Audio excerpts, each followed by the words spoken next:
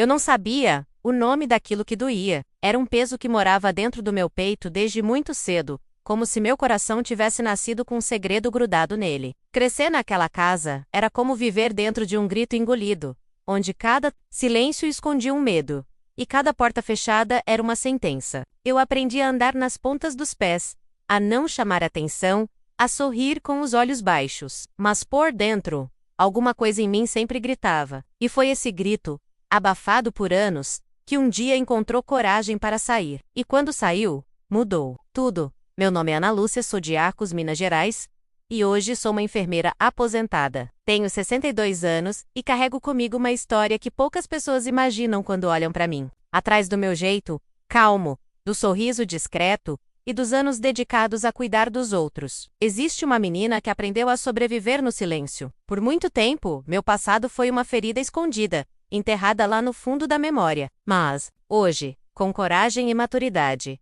decidi contar o que vivi, porque sei que, ao dividir essa história, posso dar força para outras mulheres, de qualquer idade, que ainda carregam a dor calada no peito. Por isso, gostaria de pedir para curtirem e se inscreverem no canal. Isso me faz ter a certeza de que a minha história pode ajudar outras pessoas. Me conta nos comentários de onde vocês estão me assistindo. Eu me lembro com nitidez do cheiro da terra molhada e das folhas secas estalando sob meu corpo pequeno. Era ali, aos pés daquela árvore no fundo do quintal, que eu me escondia do mundo. A copa dela era tão grande que parecia me abraçar, e eu fingia que era isso mesmo, um colo, uma proteção. Era o único lugar onde eu sentia que podia respirar. Eu passava horas deitada de barriga para cima, olhando os galhos se moverem contra o céu, como se dançassem para me distrair daquilo que eu não sabia nomear, mas que pesava no peito como um segredo muito grande para uma criança tão pequena carregar sozinha. Tinha 7 anos, mas já conhecia o silêncio que grita por dentro. Às vezes, eu falava com a árvore como se ela fosse alguém que pudesse me ouvir. Sussurrava promessas baixinho, que um dia eu ia sair dali, que um dia eu seria forte, que tudo, aquilo ia passar. Não sei de onde tirei essa esperança. Talvez da própria árvore, que mesmo com o tronco rachado por uma tempestade antiga, continuava de pé. Naquele dia em especial, eu estava com minha pedrinha mágica no bolso do vestido. Era uma pedrinha lisa, arredondada, que eu tinha achado no chão do quintal meses antes. Não sei porquê, mas eu sentia que ela me protegia. Eu a apertava sempre que o medo vinha forte, ou quando ele chamava meu nome do corredor. Anna, aquela voz grossa e autoritária. Ana, vem aqui agora. Eu me encolhia toda por dentro quando ouvia. Às vezes obedecia na hora, às vezes fingia não ouvir, torcendo para que ele desistisse. Mas ele nunca desistia. Aquele nome, saindo da boca dele, me dava enjoo. Era como se ele me engolisse viva cada vez que me chamava. E quando eu respondia, o tempo parava. O caminho até ele era como atravessar uma floresta escura, sem lanterna. Naquela manhã, depois do café, eu corri para o quintal antes que ele mudasse de ideia e resolvesse me chamar. A árvore estava úmida pela neblina e o ar ainda estava frio. Me deitei no chão com um caderno escondido debaixo do corpo. Nele, eu fazia rabiscos e escrevia palavras que inventava, como se fosse uma linguagem secreta entre mim e a árvore. Desenhei uma menina sentada dentro de uma casa sem janelas, com um rosto sem olhos, sem boca. Era assim que eu me sentia, sem forma, sem voz, invisível. Peguei uma folha caída e escrevi com uma canetinha roxa. Ninguém pode saber. Enterrei aquela folha num cantinho entre 2 raízes grossas, onde eu guardava todos os meus bilhetes secretos. Talvez a árvore os lesse quando eu não estava ali, ou talvez ela só os guardasse por mim, como uma amiga que não faz perguntas. Grito dele veio como um trovão seco. Ana! A voz cortou o silêncio como uma lâmina. Meu corpo se arrepiou inteiro. Fiquei imóvel por alguns segundos, o coração batendo tão alto que achei que ele podia ouvir lá de dentro. Ana! Tô te chamando! Vem aqui agora! Engoli em seco e me levantei devagar. As pernas tremiam. Limpei a terra do vestido com a mão e enfiei a pedrinha no bolso de novo. Olhei para a árvore uma última vez, antes de sair correndo em direção à casa, como se dissesse a ela em silêncio: me espera! Eu volto. A cozinha estava com cheiro de cigarro e gordura. Ele estava sentado à mesa, de chinelo, a barriga enorme descansando sobre a camisa aberta. Olhou para mim com aquele sorriso falso, que só ele sabia fazer. Chega mais perto, minha princesa. Eu congelei na porta. Não queria, mas entrei. Eu sempre entrava. A regra era clara: obedecer sem questionar. Minha mãe lavava a louça com os olhos fixos na janela. Não se virou nem quando eu passei por ela. Parecia uma estátua. Eu pensava que talvez ela fosse cega de alma, porque, com os olhos, ela via tudo. Ele esticou a mão para mim e disse que eu precisava aprender a respeitar, que uma filha obediente é uma filha amada, e que se eu continuasse fugindo dele, ia me arrepender. Eu não respondi, só balancei a cabeça. Ele puxou meu queixo com força e me fez olhar nos olhos dele. Não tenta me enganar, Ana. Eu sei quando você está mentindo. Aquilo me dava medo porque às vezes eu nem sabia se estava mentindo ou não. Meus sentimentos eram tão bagunçados que eu achava que a culpa era minha, que eu fazia algo errado por não querer ficar perto do meu pai. Quando El me soltou, eu corri para o banheiro e fechei a porta. Sentei no chão frio e abracei as pernas. Queria sumir naquele azulejo. Fiquei ali por muito tempo, até ouvir a porta da frente bater. Ele tinha saído. Só então minha mãe apareceu na porta e disse, sem me olhar: se você ficar provocando ele desse jeito, vai acabar apanhando. Não tive forças para responder. Voltei para o meu quarto e deitei na cama, a pedrinha ainda apertada na mão. Pensei em fugir, mas não sabia para onde. Pensei em contar para a professora. Mas, e se ela não acreditasse? O que uma menina de 7 anos podia fazer contra um homem que todo mundo dizia ser bom pai? Fui até a janela e olhei para o quintal. A árvore ainda estava lá, firme, imóvel. Me deu vontade de chorar, mas engoli o choro. Eu sabia que se ele ouvisse, viria ver o motivo. E eu não queria mais respostas dele. Queria silêncio. Queria a sombra da árvore. Queria o tempo passando rápido. Queria crescer logo, virar adulta, sair dali para sempre. Naquela noite, antes de dormir, fiz uma nova promessa. Disse baixinho para mim mesma, como se dissesse para a árvore: um dia, eu vou sair daqui. E quando eu sair, ninguém mais vai me calar. Eu não sabia ainda como, nem quando, mas aquela semente já tinha sido plantada dentro de mim. E ela cresceria menos como crescem as árvores que, mesmo quebradas pela vida, não deixam de resistir. No dia seguinte, fui para a escola com o coração apertado como sempre. Meu corpo ia, mas minha alma ficava agarrada na árvore, pedindo para eu voltar. A mochila parecia mais pesada do que deveria, como se carregasse todos os meus segredos escondidos entre os cadernos e lápis de cor. Entrei na sala, sem olhar para ninguém, sentando na carteira da última fileira, aquela perto da janela, de onde eu podia ver o céu, mesmo quando não podia ver saída. Os outros alunos riam, falavam alto, se cutucavam, brincavam de guerra de papel. Eu ficava em silêncio, desenhando, sempre desenhando. Desenhava porque era a única forma que eu tinha de dizer o que sentia sem usar palavras. E naquele dia, minha mão parecia querer falar tudo de uma vez. Desenhei uma menina sentada no chão de uma casa escura. Os olhos dela eram 2 buracos, como se a tristeza tivesse comido por dentro. Atrás dela, desenhei um homem sem rosto, só uma sombra enorme que ocupava quase toda a folha. Não pensei muito. Meus dedos se moviam sozinhos. Eu só obedecia à dor. Dona Marta passou entre as carteiras com aquele jeito calmo, de quem não tem pressa. Os braços cruzados atrás do corpo, o vestido azul marinho oscilando suavemente enquanto ela caminhava. Ela era uma mulher diferente. Tinha algo no olhar que incomodava menos, como se enxergasse mais do que devia, como se pudesse ver o que a gente tentava esconder. Quando chegou perto de mim, ela parou, abaixou-se devagar ao lado da minha carteira e olhou meu desenho. Não falou nada de imediato.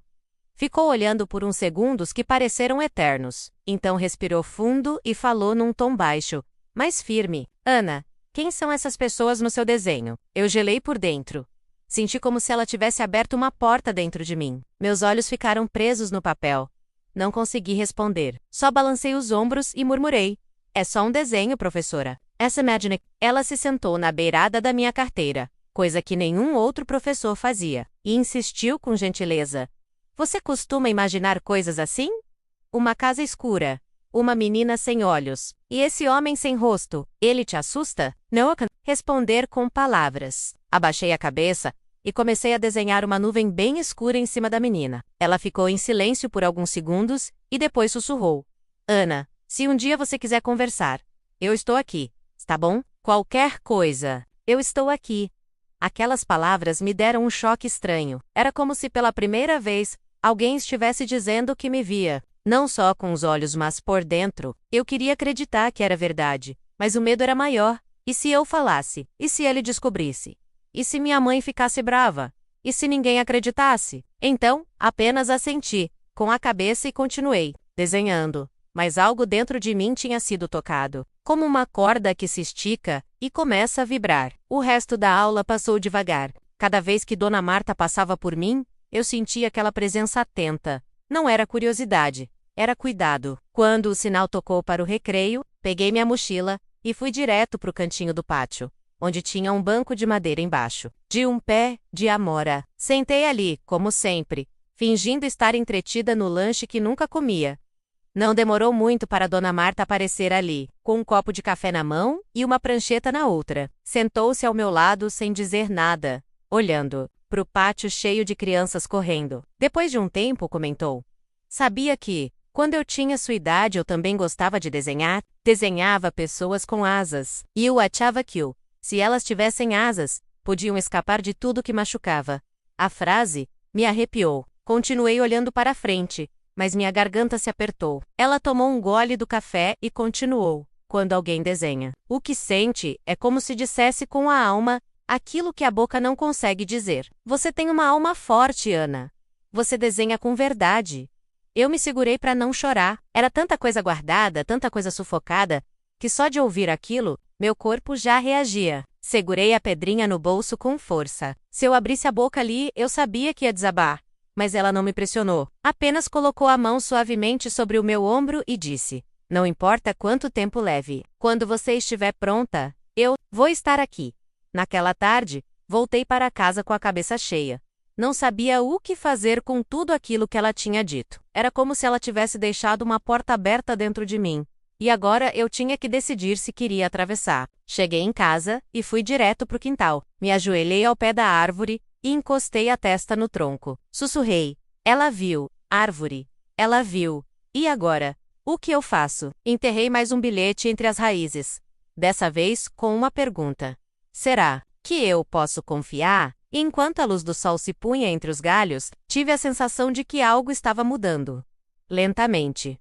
Como a sombra que se arrasta antes da noite chegar, mas que anuncia o frescor da esperança, e o Anda estava com medo, mas pela primeira vez, não me sentia completamente sozinha. Naquela noite, eu não consegui dormir. Fiquei virando de um lado para o outro na cama, ouvindo os estalos da casa velha, os passos arrastados do lado de fora do quarto, o tilintar do copo que ele deixava sempre no mesmo lugar, em cima da mesa da sala, como se o som fosse um aviso.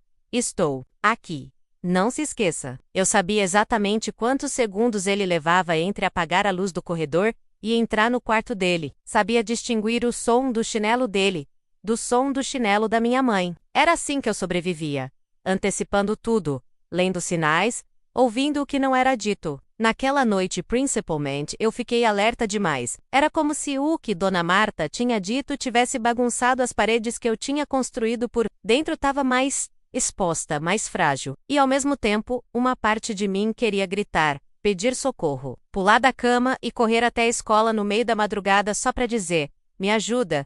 Mas eu não fiz nada disso. Fiquei ali, de olhos abertos no escuro, ouvindo o mundo respirar como se respirasse só para me lembrar que eu ainda estava viva. Quando finalmente consegui cochilar, o pesadelo veio rápido. No sonho, eu estava trancada dentro de um armário, ouvindo ele bater na porta, dizendo que eu não tinha para onde fugir. Acordei com o corpo suado e o coração disparado. Sentei na cama e fiquei um tempo olhando para o chão, esperando que o medo diminuísse.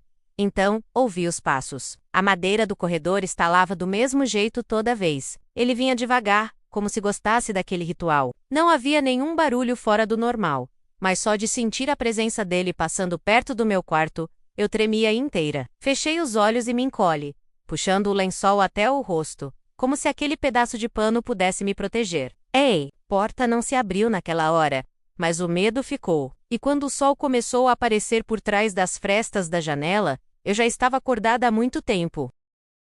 Levantei sem fazer barulho e fui até a cozinha. Minha mãe já estava lá, com a cara cansada, mexendo o café na panela. Ela nem olhou para mim, só perguntou: vai querer pão ou vai sair de barriga vazia de novo? Eu não respondi. Peguei uma xícara e sentei à mesa. A presença dela era um silêncio incômodo, como se houvesse algo ali que a gente finge que não vê. Eu queria tanto que ela olhasse para mim, que me perguntasse se eu estava bem, que percebesse meu rosto abatido, meus olhos vermelhos, meu corpo retraído, mas não. Ela apenas me deu o pão com manteiga e disse com a voz seca: "Come logo, que eu não tenho o dia todo." Engoli em seco. A vontade de perguntar por que ela nunca fazia nada por mim era tão grande que quase escapou. Mas eu sabia qual seria a resposta. Sempre foi a mesma. "Você tem mania de exagerar, Ana. Ele é seu pai. Ele te ama do jeito dele. E você devia respeitar isso." Respeito. Essa palavra martelava na minha cabeça como uma culpa que não era minha. Respeitar o quê? O medo que eu sentia dele, os toques que me davam enjoo, as palavras sussurradas de noite que me faziam querer desaparecer. Respeitar a mentira? O silêncio da minha mãe? O abandono dentro da própria casa? Eu saí para a escola com essas perguntas me acompanhando como sombras. No caminho, passei por outras meninas com as mães, rindo, conversando sobre coisas bobas, sobre a merenda, o lanche, o desenho da televisão, e me perguntei por que comigo era tudo tão diferente. Eu não era tão má assim, não podia ser culpa minha.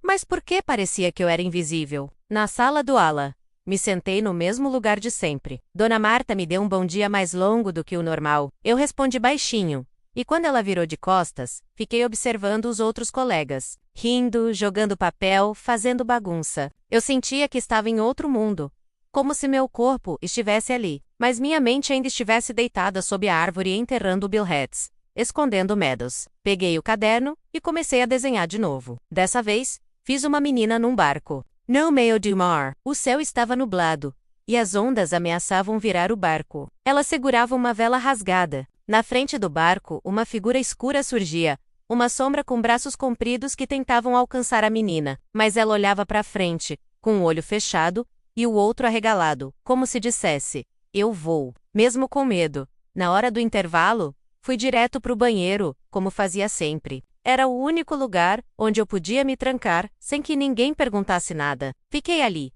sentada na tampa do vaso, abraçando os joelhos, tentando respirar fundo. Lembrei da professora, da forma como ela olhou meu desenho, como falou comigo. Ninguém nunca tinha falado comigo daquele jeito. Não com cuidado. Não com verdade. Uma parte de mim queria voltar para a sala e contar tudo.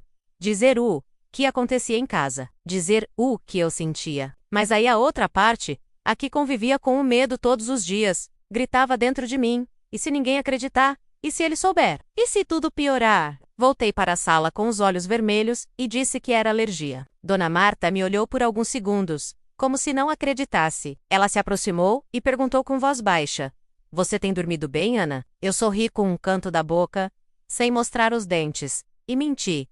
"Tenho sim, professora." Ela assentiu, com a cabeça, mas os olhos dela disseram outra coisa. Ela sabia, de algum jeito, ela sabia, e eu me senti estranhamente aliviada por isso. Mesmo sem falar nada, eu já não estava tão sozinha. Naquela semana, algo começou a se transformar dentro de mim. Era como se as palavras que a professora tinha dito ainda estivessem reverberando, ecoando nos cantos mais silenciosos da minha cabeça, me lembrando que talvez eu não estivesse totalmente sozinha. A escola, que antes era só um intervalo entre os horrores de casa, começou a parecer um lugar onde eu podia respirar um pouco melhor. Ainda assim, eu continuava com medo. O medo não era um sentimento que vinha e ia, era uma presença constante, um fantasma que me acompanhava até nas tarefas mais simples, como amarrar o cadarço, olhar nos olhos de alguém, ou até decidir que cor usar para desenhar o céu. O medo fazia parte de mim. Mas naquele dia, quando entrei na sala de aula e me sentei em silêncio, com o caderno de desenho sobre a mesa, alguma coisa dentro de mim decidiu que era hora de mostrar. Mostrar de verdade. Abri o caderno na folha em branco e, sem pensar muito, comecei a desenhar o que eu sentia. Não o que eu via, nem o que eu imaginava. Era o que eu sentia, com todas as forças que ainda restavam no meu corpo pequeno. Desenhei uma casa com muros altos e janelas sem vidro, como as de uma prisão. Dentro, uma menina de joelhos, com os braços cruzados protegendo o peito. O rosto dela não tinha traços, só manchas escuras onde deviam estar os olhos e a boca. Atrás dela, uma figura enorme, uma sombra de homem, sem rosto também, mas com uma mão estendida em direção à menina. No chão, escrevi uma palavra que eu mesma inventei. Mudochoro. Era assim que eu chamava o que sentia à noite, quando chorava sem fazer som nenhum. Era o meu segredo, meu idioma. Desenhei também uma árvore, bem no canto da folha, com galhos abertos como braços. Mas a árvore estava do lado de fora da casa. A menina, trancada por dentro, olhava pela janela, com os olhos que não tinha. Dona Marta andava entre as carteiras recolhendo os cadernos. Quando chegou na minha mesa, ela parou. Eu nem consegui olhar para ela. Só empurrei o caderno na direção dela e abaixei os olhos. Por um tempo, tudo o que ouvi foi o silêncio dela folheando devagar, como quem lê uma carta importante. Ela se ajoelhou ao meu lado, de novo, como tinha feito dias atrás, e me disse baixinho, quase como um segredo. Esse desenho é um grito, Ana. Você quer me contar o que está acontecendo? E.U. Angoli. O.R. Senti meus olhos queimando, mas continuei. Ela continuou.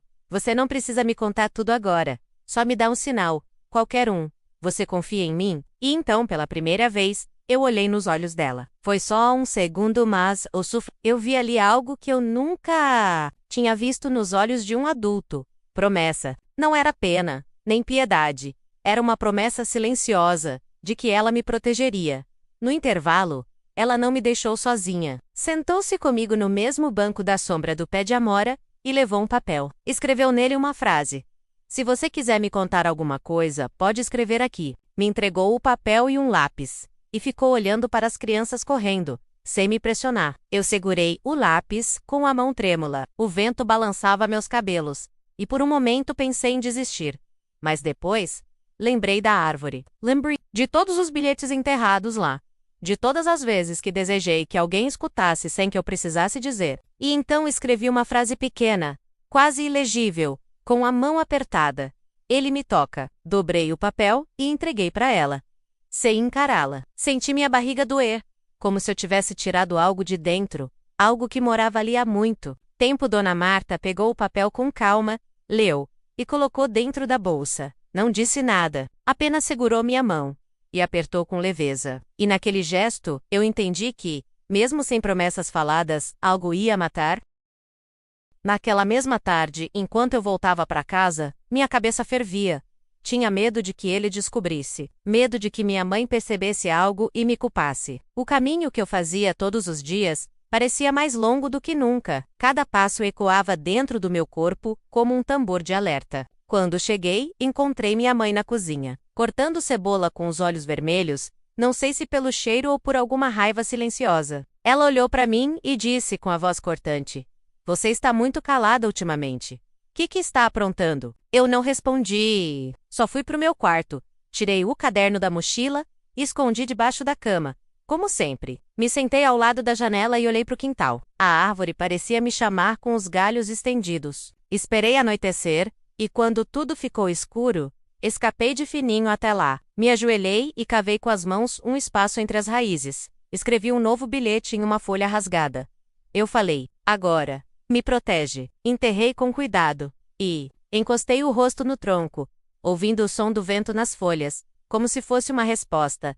Aquela noite foi diferente. Pela primeira vez, senti que a roda estava girando, algo maior do que eu estava em movimento. E, mesmo sem saber exatamente o que viria, eu tinha plantado a primeira semente da minha liberdade. Eu sabia que alguma coisa estava para acontecer desde o momento em que vi o carro estranho parando em frente à minha casa. Não era um carro qualquer. Tinha um símbolo diferente na lateral, um desenho colorido que eu não conseguia entender direito da janela do meu quarto, mas que me causou um frio no estômago assim que reconheci o uniforme de uma das mulheres que desceu. Era do conselho tutelar. Meu coração disparou. Senti o suor brotar nas mãos e o corpo inteiro congelar, como se eu tivesse acabado de soltar um segredo muito perigoso, e agora alguém viesse cobrar a consequência. Me escondi atrás da cortina, espiando com a respiração presa, o peito tão apertado que mal consegui pensar. A primeira coisa que pensei foi: e se ele souber que fui eu? E se minha mãe disser alguma coisa? E se eles forem embora sem fazer nada? E eu ficar sozinha aqui com ele? Agora ainda mais furioso, a angústia subiu como um enjoo, e tudo dentro de mim parecia gritar por socorro outra vez. Mesmo que eu tivesse sido eu quem pediu ajuda primeiro, Meu pai abriu a porta com um sorriso largo no rosto. Era assustador ver como ele sabia fingir, o jeito como estendeu a mão, como olhou nos olhos dos dois assistentes sociais, com simpatia calculada. Como convidou os dois a entrarem com aquele tom doce demais, parecia coisa de novela. Elle fazia questão de se mostrar acolhedor, cordial, interessado. Por favor, entrem, que prazer receber vocês. Desculpa a bagunça. A casa é simples, mas é nossa. Minha mãe surgiu da cozinha com um pano de prato na mão, os olhos baixos e a expressão fechada. Ela não disse nada, apenas assentiu com a cabeça quando os dois visitantes se apresentaram. A mulher disse que era técnica do conselho e que haviam recebido um encaminhamento da escola sobre possíveis sinais de sofrimento da filha. Minha filha, ele repetiu, fingindo surpresa. Mas o que aconteceu com a minha princesa? Alguma colega falou alguma coisa? Criança é muito criativa, vocês sabem. E riu, uma risada baixa, ensaiada. Minha mãe olhou de relance para mim, que estava parada no corredor, imóvel. Ela apertou o pano com mais força, mas continuou muda. Eu não conseguia respirar direito. Queria sumir, correr para o quintal, me enfiar embaixo da árvore e não sair de lá nunca mais. Eles pediram para conversar comigo, sozinha. Meu pai deu um passo atrás, fingindo generosidade. Claro, façam como acharem melhor. Tudo pelo bem da Ana. E olhou para mim com um brilho ameaçador nos olhos. Um aviso mudo, que só eu sabia interpretar. Sente no sofá, as mãos tremendo no colo, e a mulher sentou ao meu lado, sorrindo de leve. Ana, nós somos do Conselho Tutelar. Fica tranquila, tá? Ninguém aqui quer te obrigar a nada. A gente só quer conversar um pouquinho. A escola mandou um recado porque sua professora se preocupa muito com você. Ela disse que você desenha coisas muito tristes e que parece estar sempre assustada. Isso é verdade? Você quer me contar alguma coisa? Eu não consegui responder. Não naquele momento. Eu só balancei a cabeça negativamente e semou Hernaz. Oh, Stella. Minha voz tinha se escondido em algum lugar muito fundo. A técnica esperou por alguns segundos. Depois anotou alguma coisa num papel e disse: Tá tudo bem, Ana. Só queria que você soubesse que a gente tá aqui. Tá bom? Se você quiser conversar, você pode. Quando estiver pronta, eu assenti, devagar. E por dentro, me culpei por não ter conseguido dizer nada. Depois que eles foram embora, minha mãe me chamou na cozinha. Ela não gritou, não me bateu. Mas, jeito como me olhou doeu mais do que qualquer coisa. O que você falou pra eles, hein, Ana? Vai inventar mentira agora? Vai sujar o nome da nossa família? Eu disse que não falei nada.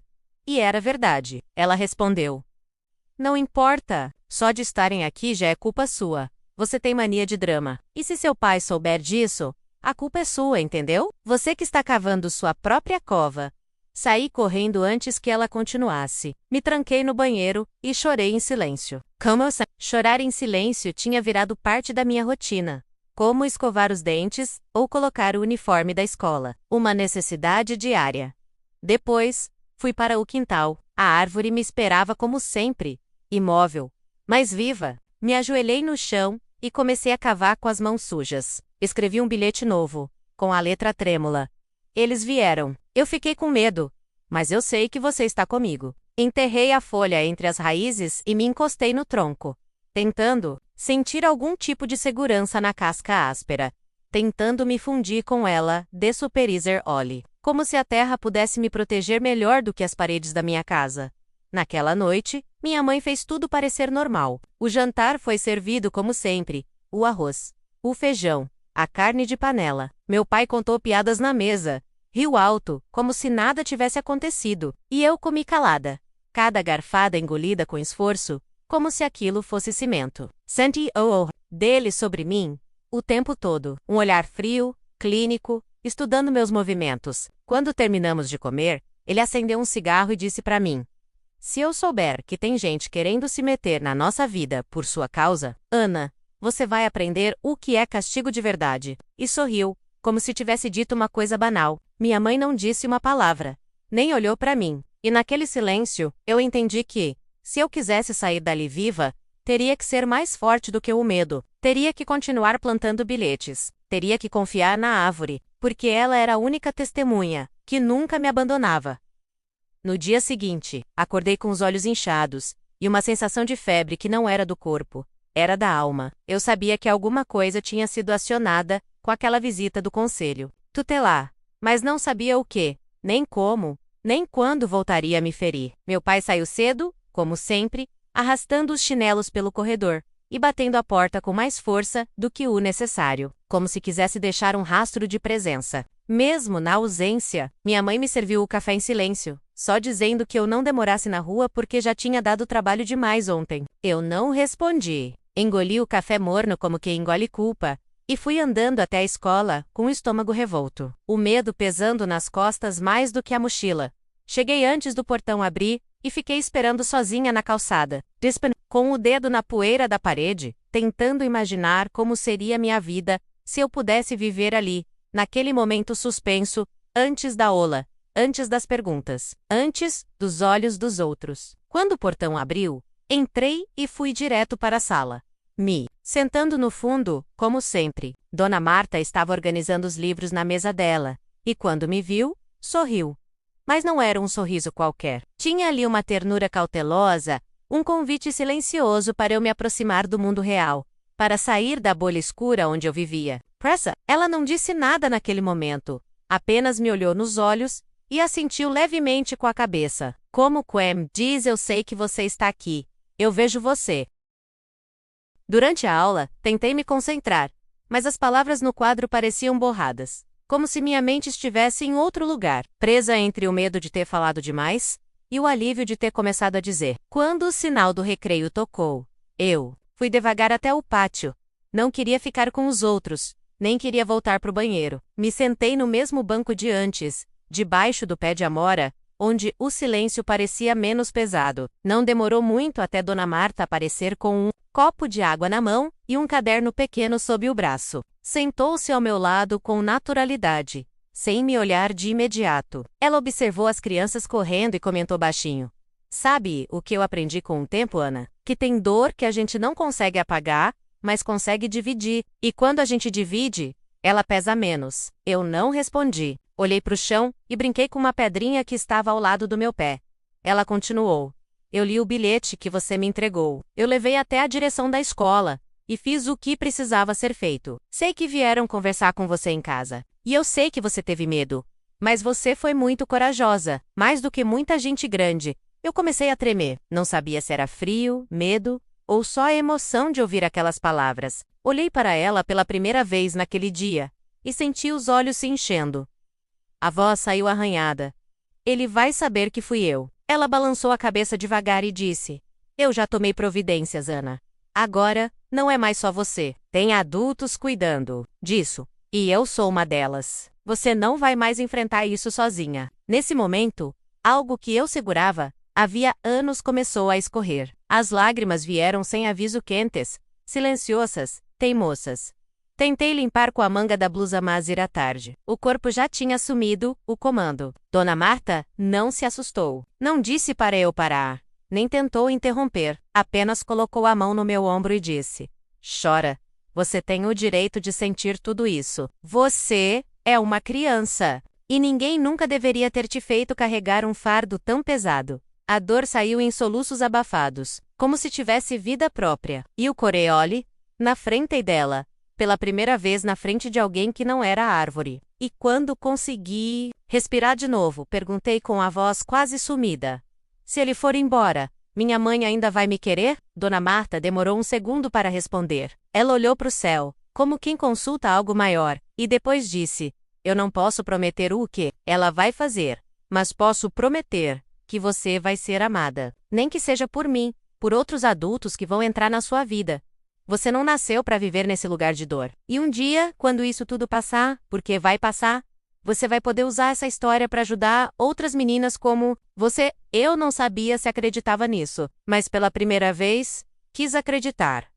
Antes de voltarmos para a sala, ela abriu o caderno que tinha trazido. Era um caderno de capa azul, simples, mas com folhas sem pauta. Me entregou e disse, escreve aqui. Tudo o que quiser. Pode ser o que você sente, o que você lembra, o que você sonha. Ninguém vai ler sem sua permissão. Mas esse aqui é seu lugar seguro no papel. Peguei o caderno com cuidado, como se fosse algo sagrado. E naquele gesto, percebi que, de algum jeito, minha voz começava a voltar. Ainda fraca, ainda machucada, mas viva. Os dias que se seguiram foram estranhos. como se eu estivesse caminhando em um chão que ainda não existia. Era como andar sobre um campo invisível, sabendo que a qualquer momento ele poderia desabar. Mas também havia um tipo novo de ar, um fio leve de esperança que às vezes se misturava com o medo. E isso fazia meu coração bater diferente. Eu continuava indo para a escola como sempre, mas agora com o caderno azul sempre junto, como se ele fosse uma parte de mim. Nele eu escrevia pedaços de memórias, frases soltas, desenhos, sentimentos que eu ainda não sabia nomear. Dona Marta lia comigo quando eu deixava, com o cuidado de quem lê uma carta de alguém que sobreviveu a uma guerra. Ela nunca apressava, nunca julgava. E foi ela quem me avisou, com a mesma delicadeza de sempre, que as coisas estavam começando a acontecer fora dos meus olhos. Um dia, me chamou depois da aula, e disse com voz baixa, mas firme, Ana, eu preciso que você escute isso com calma. Você não é a única. Outras pessoas também passaram pelo que você passou. E agora a polícia está começando a olhar para o passado do seu pai. Naquele instante, algo dentro de mim se quebrou e se refez ao mesmo tempo. Eu pisquei devagar, tentando entender o que ela estava dizendo. Como assim outras pessoas, outras meninas? Ela assentiu, segurando minha mão, e explicou que, depois da denúncia da escola e da visita do conselho tutelar, a delegacia da cidade vizinha havia recebido uma notificação. E, ao vasculharem antigos registros, encontraram 2 boletins arquivados de anos atrás, ambos envolvendo o nome do meu pai. 2 meninas, primas distantes, que moravam em outra cidade por onde ele e minha mãe tinham passado antes de se estabelecerem ali. Na época, ninguém levou as denúncias adiante. Uma das famílias se mudou, a outra silenciou, por vergonha. Mas, agora com a minha história vindo à tona, os investigadores reabriram os casos. E uma das vítimas já era adulta. Estava disposta a falar. Dona Marta falou tudo isso olhando nos meus olhos, me dando tempo, me dando espaço. Mas eu não precisava. De muito tempo, aquela informação caiu como uma verdade que eu já sabia lá dentro, mas nunca tinha ousado formular. Ele fazia isso há anos. Não era só comigo. Nunca tinha sido só comigo. E isso me doeu de um jeito diferente, porque me fez entender que ele era mesmo um monstro, não só dentro da minha casa, mas no mundo. Voltei para casa naquele dia com uma sensação que nunca tinha sentido. Era medo, mas era também um começo de força, como se a verdade estivesse me dando uma armadura invisível. Meu pai ainda andava pela casa como se nada tivesse acontecido. Às vezes, me encarava de longe, como se tentasse medir até onde eu tinha ido, o quanto eu tinha dito, mas ele já não me metia o mesmo pavor. Ainda me fazia tremer por dentro, mas agora havia algo entre nós que ele não podia controlar. A verdade. Uma noite, durante o jantar, minha mãe perguntou se eu tinha mostrado alguma coisa para os professores. O tom dela era neutro, quase calmo, mas o olhar não era. Ele observava cada movimento meu, como um animal esperando o momento de atacar. Eu respondi com firmeza surpreendente até para mim. Eu contei sim. Contei porque ninguém mais contou. E alguém precisava parar com isso. O silêncio que se fez depois daquilo foi sufocante. Ele largou os talheres, olhou para mim por alguns segundos longos, e depois levantou da mesa, batendo a cadeira contra o chão. Minha mãe abaixou os olhos e continuou comendo, como se nada tivesse acontecido. E ali eu soube. Ela sabia. Sempre soube. Na semana seguinte, 2 policiais foram até a escola. Conversaram com a diretora, com Dona Marta, e depois comigo. Fizeram perguntas com cuidado. Anotaram tudo com paciência. Eu respondi olhando para baixo, mas sem fugir das palavras. Eu falei, pela primeira vez, com voz, sem papel, sem desenho, só com a minha memória e a minha verdade. E depois que terminei, senti que estava exausta, como se tivesse descarregado um peso de anos em poucos minutos. No fim da conversa, um dos policiais disse que iriam até a minha casa com um mandado de busca, que estavam levando o caso a sério, que eu era muito corajosa. Eu não sabia o que dizer, só pensei na árvore. Pensei se ela sentiria orgulho de mim. 2 dias depois, o mundo virou. Era fim de tarde quando ouvi o barulho da sirene abafada lá fora. Corri até a janela e vi 2 viaturas parando na frente da casa. Minha mãe saiu primeiro, gritando que isso era um absurdo, que havia engano, que estavam destruindo a família dela. Meu pai tentou argumentar, mas a voz dele já não tinha a mesma firmeza. A expressão dele era outra. Pela primeira vez, vi pavor nos olhos dele. Paiver do ser visto, de ser exposto. Os policiais entraram com determinação, revistaram a casa. inteira levaram um celular antigo dele, um pendrive alguns papais. Um deles saiu do quarto com um envelope e sussurrou algo ao outro policial. No fim, ele foi levado algemado. Passou por mim no corredor sem dizer uma palavra. Só olhou. Mas aquele olhar já não me paralisava. Não mais. Eu o encarei de volta, com a firmeza de quem sobreviveu. Naquele dia, a casa ficou estranhamente silenciosa. Minha mãe chorava no quarto, dizendo que tudo era culpa minha, que eu tinha destruído tudo, que eu era ingrata. Eu não disse nada. Fui até o quintal, como fazia sempre. Ali, como sempre, encostei a testa no tronco e fechei os olhos. E pela primeira vez, senti o vento leve como um abraço. Senti que algo tinha mudado para sempre. Ele não estava mais ali. E mesmo que ainda houvesse muito pela frente, eu tinha vencido o primeiro monstro, depois que ele foi embora algemado. A casa não ficou em silêncio. Ela ficou vazia de um jeito estranho, como se a ausência dele criasse um buraco no ar. Uma falta que, em vez de aliviar, pressionava. Eu achei que me sentiria livre, que o peso sairia dos meus ombros de imediato.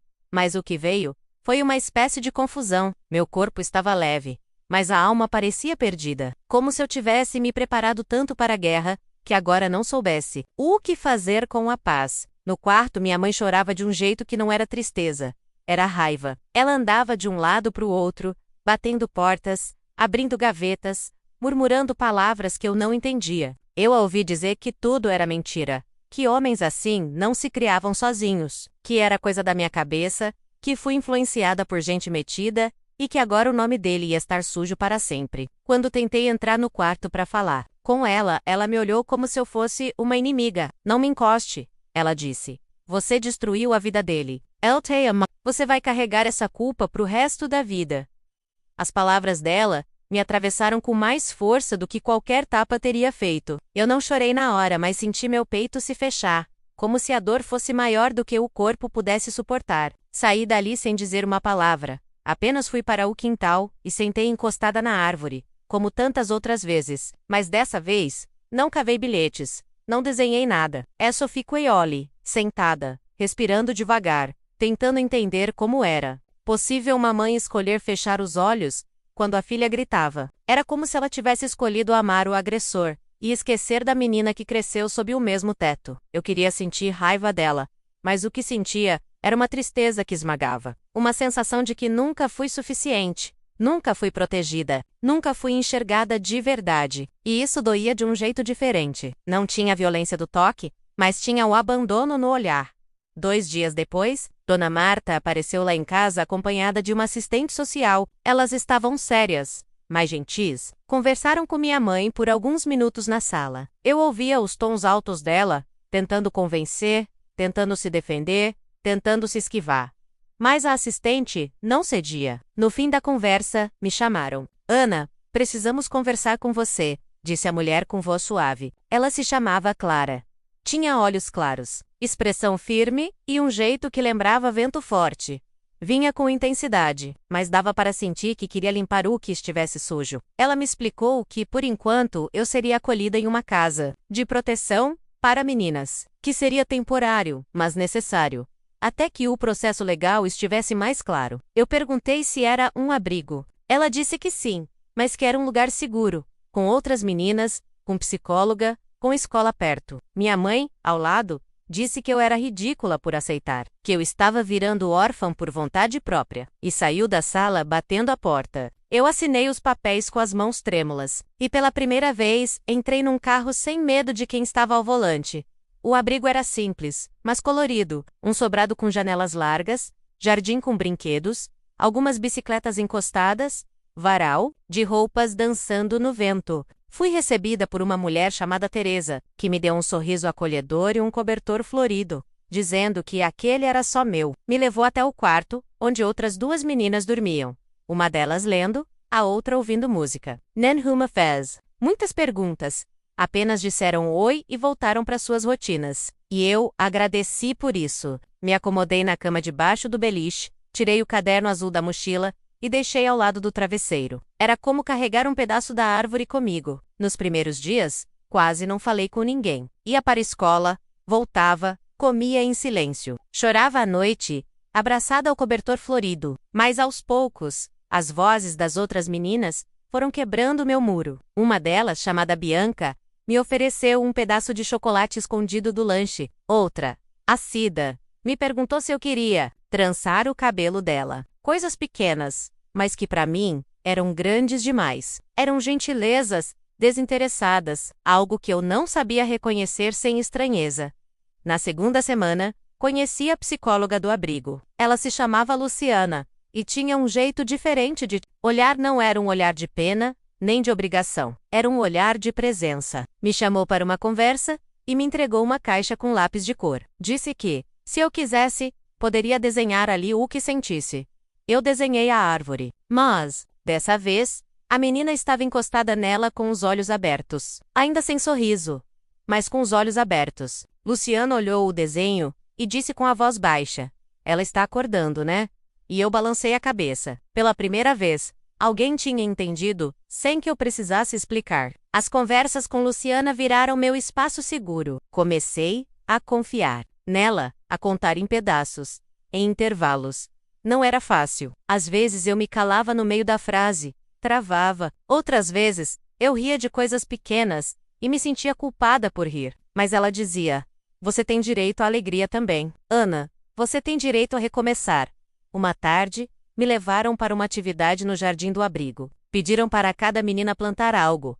Uma flor, uma muda de erva, uma semente qualquer. E escolhi uma muda de árvore. Era pequena, delicada, com folhas finas e frágeis. Cavei a terra com as mãos, sentindo o cheiro de barro subir pelas narinas, e plantei com cuidado. Quando terminar, me ajoelhei e disse baixinho: "Agora, vou cavar e crescer comigo." As outras meninas olharam.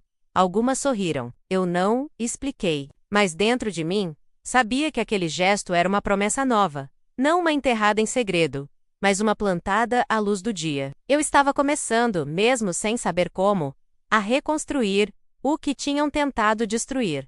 O tempo dentro do abrigo passou, de um jeito esquisito, como se o relógio tivesse parado por alguns dias, e depois começado a correr de novo em ritmo próprio. No começo, eu contava os minutos até a próxima conversa com Luciana, ou até o fim das refeições em silêncio, como se minha vida estivesse dividida em pequenas esperas. Mas com o passar dos meses, fui percebendo que algo mudava dentro de mim, sem fazer alarde. Era uma transformação lenta, mas verdadeira. As coisas que antes me pareciam impossíveis, menos como dormir sem medo, confiar em alguém, rir do verdade, começaram a surgir no meu dia a dia, como sementes que brotam depois de muita seca. Eu já não era a menina que chorava escondida abraçada a um cobertor florido. Ainda havia cicatrizes, sim, algumas que eu sabia que levaria para sempre, mas havia também uma nova Ana nascendo, mais forte, mais consciente, mais dona da própria história. Voltar para a escola foi um passo difícil. Não a escola do abrigo, que era acolhedora e cheia de professores preparados, mas a antiga, onde tudo começou. Foi um dia específico, um projeto que envolvia ex-alunos que passaram por situações de superação. Quando me convidaram, hesitei. Pensei em dizer não, em sumir, em recusar o convite, e fingir que nada daquilo me dizia respeito. Mas havia algo dentro de mim que queria voltar, não para reviver a dor, mas para olhar de frente tudo que eu havia sobrevivido. Peguei o ônibus sozinha, com a mochila leve nas costas, e o caderno azul ainda comigo, agora cheio de páginas coloridas. Palavras que viraram poesia, desenhos que viraram força. Quando desci na frente da escola, minhas pernas tremeram. Respirei fundo e entrei. Era tudo igual, e ao mesmo tempo tudo diferente. Os corredores, os cheiros, os armários, tudo parecia menor, como se a escola tivesse encolhido e eu tivesse crescido demais por dentro. A sala onde o evento aconteceria era a mesma onde eu costumava desenhar em silêncio, lá no fundo, fingindo que o mundo não me via. Agora, eu estava sentada na frente. Havia outras pessoas na plateia, professores, alunos, alguns funcionários antigos. Quando me anunciaram, o coração bateu forte, mas eu subi ao pequeno palco sem tropeçar. Peguei o microfone com as mãos firmes e disse meu nome. Disse que eu tinha sido aluna daquela escola, que cresci escondendo minha dor em desenhos e bilhetes enterrados no quintal. Contei minha história com calma, sem me esconder nas palavras. Falei da árvore, da minha pedrinha no bolso, da voz que voltou aos poucos Contei tudo até o ponto onde eu decidi que não queria ser só uma sobrevivente. Eu queria ser alguém que ajudasse outras a sobreviver também. Quando terminei, houve silêncio por alguns segundos.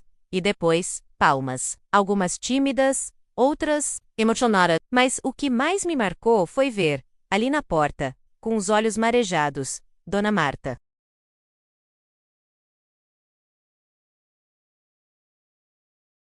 Ela esperou todo mundo sair para se aproximar. Quando veio até mim, não disse nada no começo. Apenas me abraçou. Um abraço cheio de memória, de tempo, de luta e ternura. E então, com a voz embargada, disse: "Eu sabia que você ia florescer, mesmo quando você não sabia ainda." Eu soltei um riso abafado e respondi: "Foi a senhora que me regou primeiro." Ela me olhou com os olhos cheios e disse: "Não fui sou eu. Foi você também. Foi a menina corajosa que você decidiu ser." Aquela conversa mudou tudo pra mim, porque me deu uma certeza que eu vinha cultivando sem nome. Eu queria ser como ela. Queria ser a mão estendida, o olhar atento, a voz que diz eu tô aqui quando tudo parece estar desabando.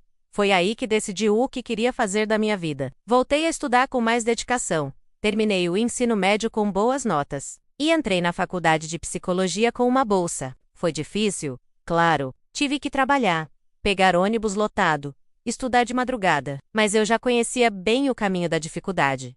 E agora, eu tinha um propósito. Nos corredores da universidade, às vezes me sentia deslocada como se minha história fosse de outro planeta. Enquanto os colegas falavam de viagens e festas, eu pensava nas meninas que ainda viviam com medo, escondidas em suas próprias casas, enterrando bilhetes que ninguém lia. Mas eu nunca deixei de seguir. Cada aula era um passo. Cada estágio, uma confirmação de que eu estava exatamente onde precisava estar. Durante a faculdade, comecei a estagiar num abrigo parecido com o que me acolheu anos antes. Era estranho, no início, ouvir histórias tão próximas da minha. Mas também era bonito perceber que eu podia, com um olhar, com uma escuta verdadeira, fazer o que Dona Marta e Luciana fizeram por mim. E foi assim, de atendimento em atendimento, que entendi.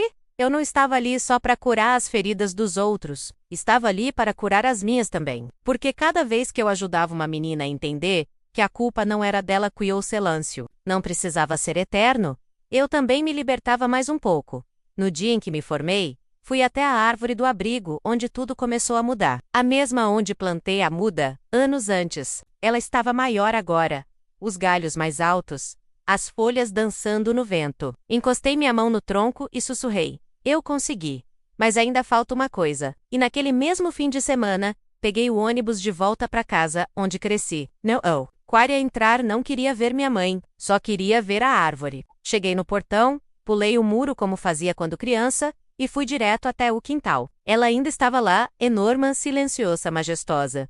Me ajoelhei e comecei a cavar, bem onde costumava enterrar os bilhetes. E ali, no fundo da terra seca, encontrei um pedaço de papel amassado. Com letras infantis, eu falei: "Agora, me protege." Segurei aquilo com tanto cuidado que parecia vidro. Me sentei ao pé da árvore e disse, com a voz embargada: "Vou cá proteger. Agora é minha vez de proteger as outras." O dia em que decidi voltar de verdade para a casa onde tudo começou, não foi escolhido por acaso. Era um sábado de céu limpo, como se o universo tivesse, finalmente, decidido me dar um dia sem ruídos. Peguei o ônibus com a mesma mochila de sempre, mas agora carregando dentro dela não só livros e documentos, mas a certeza de quem eu me tornei. Eu tinha comigo uma muda de árvore embrulhada com cuidado, dentro de um saco de juta. Era pequena, mas tinha raiz firme. Escolhi com atenção, como quem escolhe um pedaço da própria alma. Sabia que ao plantá-la, estaria cravando na terra um novo começo, não só para mim, mas para tudo que aquela árvore antiga significava. Ao descer do ônibus e caminhar pelas ruas que antes me pareciam gigantes, percebi que tudo encolhera. Ou talvez eu tivesse crescido tanto por dentro, que nada mais ali me intimidava. Passei pela calçada onde costumava andar de cabeça baixa, pelas grades da escola onde aprendi a me calar, e, finalmente, parei em frente ao portão da casa. A pintura estava gasta, o quintal mal cuidado. Era visível que o tempo havia passado. Por ali, sem delicadeza, pulei o portão com mais facilidade do que pensei, como se minhas pernas reconhecessem o caminho. Não havia ninguém. A casa estava vazia, abandonada. Talvez minha mãe tivesse se mudado. Talvez aquele espaço finalmente tivesse perdido o sentido para ela também. Mas não vim por ela. Entrei no quintal, e lá estava ela, firme, a árvore que viu tudo, a casca ainda áspera, as raízes empurrando a terra com força, como se gritassem que sobreviver também é forma de se vingar do silêncio. Me aproximei, devagar, com um nó na garganta que vinha se formando desde o momento em que saí de casa. Toquei o tronco com a palma da mão e fechei os olhos. Senti o cheiro de infância, de dor, de promessas sussurradas no escuro. Me ajoelhei ali mesmo e cavei com as mãos até encontrar o buraco que eu mesma abria tantas vezes. Não era mais o mesmo, mas estava lá, como se a terra soubesse que precisava guardar minhas verdades. Enterrei a muda nova ao lado da árvore. A antiga ajustei a terra com cuidado, como quem cobre um filho adormecido. Depois me sentei e respirei fundo. Tirei do bolso um papel dobrado, já amarelado, escrito com minha letra infantil. Era o último bilhete que eu tinha conseguido resgatar em um sonho. Um dia eu vou sair daqui. Um dia eu volto forte. Li em voz alta, com firmeza. Ian Tuo. Olhei para a árvore e disse: eu voltei. E voltei do meu jeito. Não com raiva. Não com vingança. Mas com propósito. Com raiz. Você me guardou quando ninguém mais quis me ver. Você me ouviu quando todo mundo se calou. Agora, eu te dou uma irmã. Para que, quando outras meninas passarem por aqui, elas saibam que alguém sobreviveu. Que alguém venceu. Fiquei ali por um tempo que não soube medir. As lágrimas vieram, sem violência. Eram suaves, como chuva fina sobre terra seca. Não doíam, apenas lavavam. Enquanto o sol descia entre os galhos, peguei o caderno azul que ainda me acompanhava e escrevi a última página. Ana, psicóloga, sobrevivente, filha da árvore. Depois fechei e deixei no colo por alguns segundos. Sorri. Era a primeira vez que sorri ali, naquele lugar. Com verdade. Naquele instante, uma menina pequena, com os pés descalços e a pedrinha no bolso, passou correndo pela minha memória. Ela me olhou e sussurrou: obrigada por não desistir de mim. Voltei para a cidade no mesmo dia. Peguei o ônibus com as mãos sujas de terra, a roupa amassada e a alma em paz. Nos dias seguintes, contei a história da árvore em uma palestra sobre superação no centro comunitário onde eu trabalhava. Havia mulheres de todas as idades ali, mas a maioria eram como eu, sobreviventes que ainda estavam aprendendo a chamar a si mesmas de guerreiras. Quando terminei, uma delas se levantou e disse: eu também tinha uma árvore. E ninguém nunca me escutou. Aperte Dolly. Começamos um grupo de apoio chamado Raízes Fortes. Era simples. Reuniões quinzenais, café, roda de conversa, às vezes só escuta e choro. Mas era semente. E sementes, eu sabia, crescem em silêncio antes de romper a terra. Hoje, anos depois, ainda volto àquela casa, de vez em quando. A árvore antiga tá lá, ainda firme. E a muda que plantei já tem folhas próprias. As raízes começaram a se espalhar. Algumas crianças da vizinhança brincam por ali e dizem que é o quintal das árvores irmãs. Eu deixei um banco de madeira pintado de azul, encostado no tronco. Nele, gravei uma frase simples: se você está lendo isso, saiba que sua dor tem cura. Nunca deixe o meu nome, porque não importa ser lembrada como Ana, importa que alguém saiba que houve alguém, que alguém gritou, foi ouvida e viveu para contar. Agora, quando olho para trás, vejo que a menina que fazia promessas enterradas sob raízes foi a mesma que plantou sua própria liberdade. O que me foi tirado com medo, eu reconstruí com coragem. O que tentaram calar com violência, eu transformei em voz. E a promessa da árvore, menos aquela que eu fiz com 7 anos, ajoelhada na terra fria, menos foi cumprida. Voltei, fortei, voltei inteira. E nunca mais precisei me esconder.